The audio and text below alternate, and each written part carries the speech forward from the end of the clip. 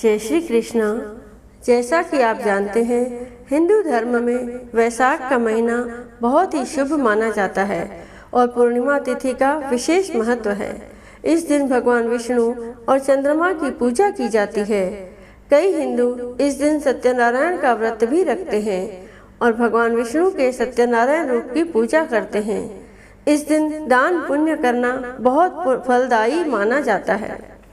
लोग गरीबों और ज़रूरतमंदों को भोजन, वस्त्र और जल का दान करते हैं। नदियों में स्नान करना इस दिन शुभ माना जाता है और पापों से मुक्ति मिलती है। वैशाख पूर्णिमा को बुद्ध पूर्णिमा भी कहा जाता है, क्योंकि इस दिन भगवान गौतम बुद्ध का जन्म, ज्ञान प्राप्ति और महापरिनिर्वाण तीनों ही घटनाएं घटित हुई थी। यह दिन बौद्ध धर्म के अनुयायियों के लिए अत्यंत पवित्र होता है और विश्व भर में बड़े धूमधाम से मनाया जाता है। इस दिन गंगा स्नान, दान पुण्य और व्रत का विशेष महत्व होता है। सत्यनारायण व्रत और कथा का आयोजन कई घरों में होता है। लोग इस दिन तीर्थों में जाकर स्नान करते हैं और भगवान विष्णु तथा शिव की पूजा करते हैं। पितरों के निमित्त तर्पण व दान भी किया जाता है। वहीं गरीबों को अन्न, वस्त्र, जल से भरे घड़े, पंखे आदि का दान करना भी इस दिन शुभ पुण्यदायक माना जाता है। इस दिन सुबह ब्रह्म मुहूर्त में उठकर पवित्र नदी, सरोवर या घर पर ही स्नान करें। यदि संभव हो तो गंगा जल मिलाकर स्नान करना शुभ होता है। स्नान के बाद पूर्व या उत्तर दिशा की ओर मुख करके बैठें और हाथ में जल, अक्षत, फूल और द्रव्य लेकर व्रत का संकल्प लें। अपनी मनोकामना का स्मरण करें।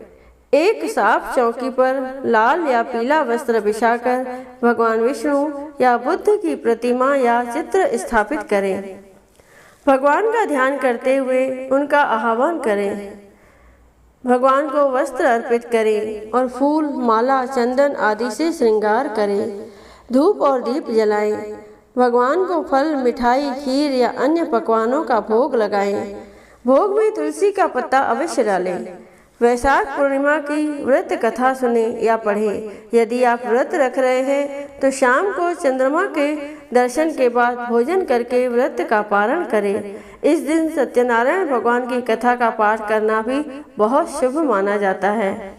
ऐसे में आइए जानते हैं वैशाख पूर्णिमा का व्रत कब रखा जाएगा। वैशाख पूर्णिमा की तिथि 11 मई दिन रविवार को रात 8:01 पर शुरू होगी, जिसका समापन अगले दिन 12 मई सोमवार को रात 10:25 पर होगा। उदया तिथि के मुताबिक इस साल वैशाख पूर्णिमा 12 मई 2025 को रखा जाएगा। इस दिन ही वैशाख पूर्णिमा का व्रत, स्नान, दान भी किया जाएगा। आइए अब सुनते हैं वैशाख पूर्णिमा की यह पौराणिक कथा। तो सभी प्रेम से कहिए, श्री विष्णु भगवान की जय, महालक्ष्मी माता की जय। एक बार द्वापर युग के समय माता यशोदा भगवान श्री कृष्ण से पूछती है कि आप संसार के पालन करता हो, मुझे ऐसा कोई उपाय बताओ जिससे मृत्यु लोक में किसी भी स्त्री को विधवा होने का भय न हो और न ही उसे निसंतान होने का दुख रहे। तब भगवान श्री कृष्ण ने अपनी माँ से कहा कि मैं आपको एक ऐसे ही व्रत के बारे में विस्तार से बताता हूँ। सौभाग्य प्राप्ति के लिए हर महिला को 32 पूर्णमासी तक इस पावन व्रत को करना चाहिए। इससे संतान और सौभाग्य की रक्षा होती है। कांतिका नामक नगर में राजा चंद्रहास्य राज करता था। उसके नगर में एक धनेश्वर नामक एक ब्राह्मण भी अपनी पत्नी सुशीला के साथ रहता था। इनके घर में किसी प्रकार के धन संपत्ति की कोई कमी नहीं थी, लेकिन ब्राह्मण का कोई संतान न था, जिसके कारण दोनों पति पत्नी बहुत दुखी रहते थे। एक बार उस नगर में एक साधु आता है जो सभी घरों से भिक्षा मांगकर गंगा नदी के किनारे भोजन कर जीवन यापन करता था। लेकिन वह साधु धनेश्वर के घर भिक्षा मांगने नहीं जाता था। यह देखकर सुशीला और धनेश्वर बहुत दुखी हुए और जाकर उस साधु से पूछे कि आप सभी घरों से भिक्षा लेते हो लेकिन हमारे घर से नहीं, ऐसा क्यों?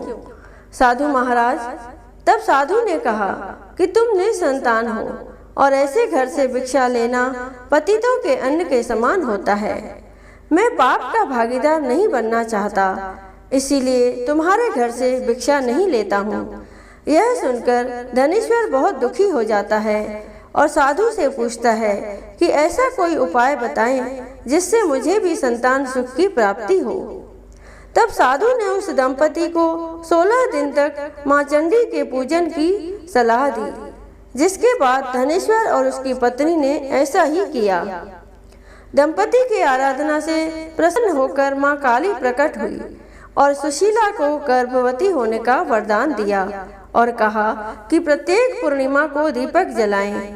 ऐसे ही सभी पूर्णिमा को दीपक की संख्या बढ़ाती जाना जब तक 32 दीपक न हो जाएं। माता के आशीर्वाद के फलस्वरूप सुशीला गर्भवती हुई। काली माता के कहे अनुसार वह दीपक जलाती रही। माँ काली के कृपा और आशीर्वाद से दंपति के घर एक पुत्र ने जन्म लिया, जिसका नाम धनेश्वर और सुशीला ने देवदास रखा। देवदास जब बड़ा हुआ तो धनेश्वर ने उसे विद्या ग्रहण करने के लिए काशी भेजा। काशी में देवदास के साथ एक अजीब दुर्घटना घटी, जिसके कारण धोखे से देवदास का विवाह हो गया। जब देवदास ने बताया कि वह अल्पायु में है, फिर भी उसका विवाह जबरदस्ती करवा दिया गया। कुछ समय बाद जब काल देवदास के प्राण लेने आया तो काल देवदास का प्राण नहीं ले पाया। तब काल ने यमराज से कहा कि वह देवदास के प्राण लेने में असमर्थ है, जिसके पश्चात यमराज ने इसके पीछे का कारण जानने के लिए भगवान शिव और माता पार्वती के पास गया। तब माँ पार्वती ने माता काली के वरदान के वृतांत को सुनाया और कहा कि ब्राह्मण दंपति ने पूर्णिमा का व्रत रखा था, इसीलिए काल देवदास का कुछ बिगाड़ नहीं पाया। तभी से कहा जाता है कि पूर्णिमा के दिन व्रत करने से काल से मुक्ति मिलती है और भगवान सभी मनोकामनाएं पूर्ण करते हैं। सभी प्रेम से कहिए लक्ष्मी नारायण भगवान की जय। जय जगदीश हरे स्वामी, जय जगदीश हरे।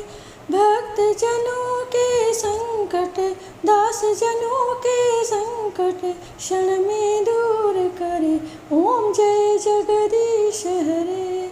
जो ध्यावे फल पावे, दुख बिन से मन का स्वामी, दुख बिन से मन का। सुख संपत्ति घर आवे, सुख संपत्ति घर आवे, कष्ट मिटे तन का। ओम जय जगदीश हरे। माता पिता तुम मेरे, शरण गऊँ मैं किसकी स्वामी, शरण गऊँ मैं किसकी। तुम बिन और न दूजा प्रभु, बिन और न दूजा, आस करूँ मैं जिसकी। ओम जय जगदीश हरे। तुम पूर्ण परमात्मा, तुम अंतर्यामी स्वामी, तुम अंतर्यामी। पार ब्रह्म परमेश्वर, पार ब्रह्म परमेश्वर, तुम सबके स्वामी। ओम जय जगदीश हरे। तुम करुणा के सागर, तुम पालन करता स्वामी, तुम पालन करता। मैं मूर्ख कलकामी, मैं सेवक तुम स्वामी, कृपा करो भरता। ओम जय जगदीश हरे। तुम हो एक अगोचर, सबके प्राणपति स्वामी, सबके प्राणपति। किस विध मिलूं दया में, किस विध मिलूं दया में, तुमको मैं कुमति। ओम जय जगदीश हरे। दीन बंधु दुख हरता, तुम ठाकुर मेरे स्वामी, तुम रक्षक मेरे।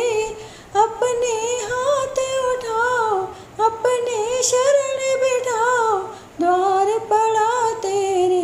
ओम जय जगदीश हरे।